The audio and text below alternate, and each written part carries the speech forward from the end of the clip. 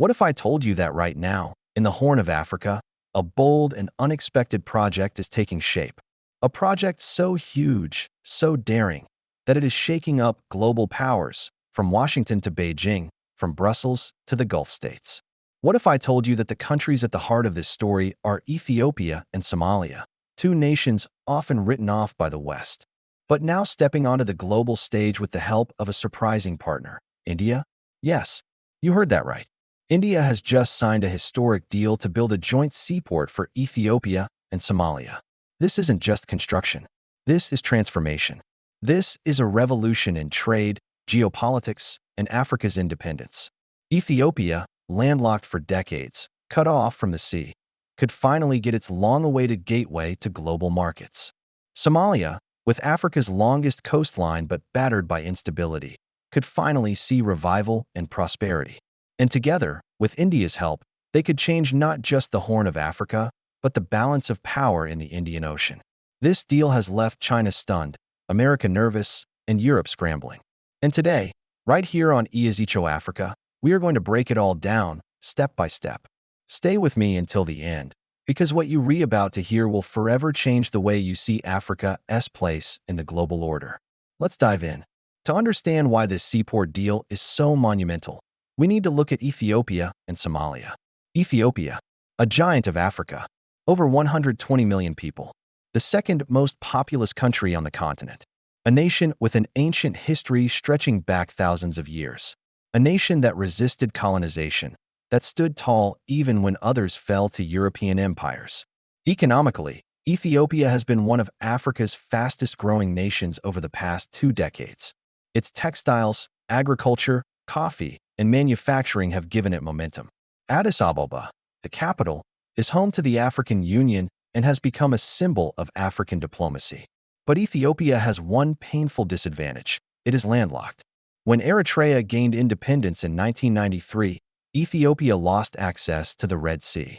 Since then, Ethiopia has been forced to depend heavily on Djibouti's ports. Over 90% of its imports and exports go through Djibouti. That reliance has cost Ethiopia billions every year, made it vulnerable to politics, and slowed down its global trade ambitions. Imagine being Africa's second-largest population, but unable to control your own sea access.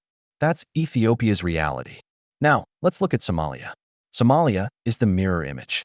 With a coastline of over 3,300 kilometers, it has the longest coast in mainland Africa. It sits on one of the most strategic waterways in the world, the Gulf of Aden and the Indian Ocean. But Somalia's problem has been instability. Decades of civil war, political struggles, piracy, and underdevelopment have prevented it from capitalizing on this incredible advantage. So we have Ethiopia, strong economy, but no coastline. Somalia, endless coastline, but underdeveloped economy. Do you see the picture? The two nations complement each other. What one lacks, the other has.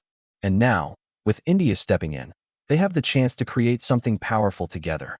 Why would India, thousands of kilometers away, decide to build a joint seaport for Ethiopia and Somalia? The answer lies in history, strategy, and competition. First, history. India and Africa share deep connections. For centuries, Indian traders sailed along East Africa's coast, exchanging textiles, spices, and gold. Indian communities remained strong in Kenya, Tanzania, Mozambique, and South Africa. During Africa's independence struggles, India stood up against colonial powers and supported African liberation movements. Second, strategy. India is no longer just a developing country. It is a rising global power. It wants a bigger role in the Indian Ocean, in global trade routes, and in Africa's growth story. And then, competition. Let's be honest. India is also competing with China. China has poured billions into Africa, especially in infrastructure. The Belt and Road Initiative has built roads, railways, and ports. But China's loans have often come with heavy debt burdens. Countries like Zambia and Sri Lanka have already struggled under Beijing's terms. India sees an opportunity to offer a different model: partnership, not dependency. And by choosing a project as bold as a joint seaport for Ethiopia and Somalia, India is sending a clear message. We are here to build, not to trap. We are here to create win-win partnerships. And let's not forget geography.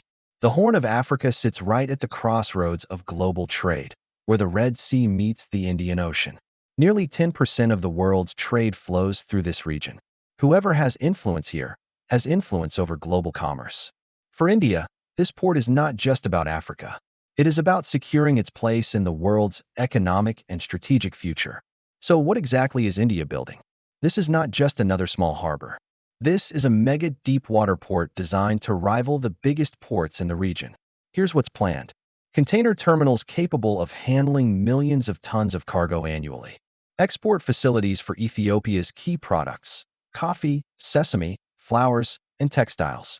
Fishing and livestock terminals for Somalia's industries. Energy infrastructure for oil, gas, and renewable shipments. Customs and logistics zones to reduce corruption and speed up trade. Transport corridors, railways and highways directly linking the port to Addis Ababa. This means Ethiopia can finally export without relying on Djibouti. Somalia can finally monetize its vast coastline. And both nations can create hundreds of thousands of jobs in construction, shipping, logistics, and industry. Imagine Somali fishermen able to export seafood directly to Europe and Asia. Imagine Ethiopian farmers shipping coffee worldwide without delays. Imagine Addis Ababa becoming a major trade hub, not just a diplomatic one. This port is not just infrastructure. It's a gateway to prosperity. When the deal was announced, the reactions were immediate. The United States was caught off guard. For decades, America has been Africa's key partner in security and trade. But this deal shows that Africa is diversifying. Washington knows this is competition. China was perhaps even more shocked. Beijing has a military base in Djibouti and billions invested in East Africa. For years, China assumed it had the upper hand. But now, its rival India has entered the game with a bold project. This is a direct challenge to China's dominance in the region. Europe also felt uneasy. For centuries, Europe treated Africa as its backyard. But this deal shows Africa no longer needs Europe's approval. It has choices. Even the Middle East is watching closely. Gulf states like the UAE and Saudi Arabia control major regional ports. India's arrival could shake up their monopoly. But within Africa, the response was different. The African Union praised the project as proof that Africa can build new partnerships and take charge of its destiny. This is why the world is shocked. Because for once, the story is not about Africa depending on outsiders. It's about Africa choosing its partners and shaping its own future. Now let's break down the economic impact. For Ethiopia, export costs will fall dramatically. Import prices for goods like fuel and machinery will drop. Industrial parks across the country will become more competitive. GDP could rise by billions as trade expands. For Somalia, the fishing industry could boom, with modern cold storage and shipping facilities. Livestock exports could reach new markets in the Middle East and Asia. Infrastructure like roads and railways will connect rural areas to global trade. Jobs, stability, and economic revival could follow. Together, Ethiopia and Somalia could turn the Horn of Africa into a trade hub comparable to Singapore or Dubai. But let's be clear, this project is not just about trade. It's about power. The Red Sea and Indian Ocean are lifelines of global commerce. Whoever has influence here can shape the world's economy. China has invested heavily in Djibouti. The U.S. has military bases in the region. The Gulf states control shipping lanes. Now India enters the chessboard, tying its future to Africa's. For Ethiopia, this means independence from reliance on Djibouti.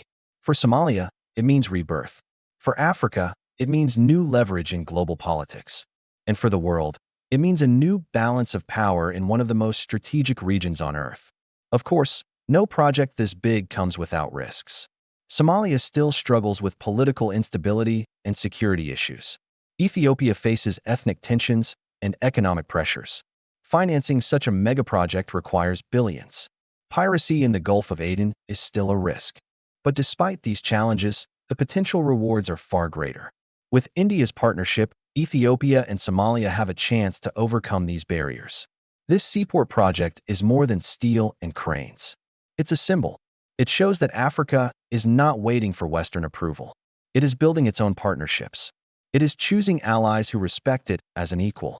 For young Africans, this project is a sign of hope, a sign that the future is not dictated by the past, but by bold choices today. Other African nations are watching closely.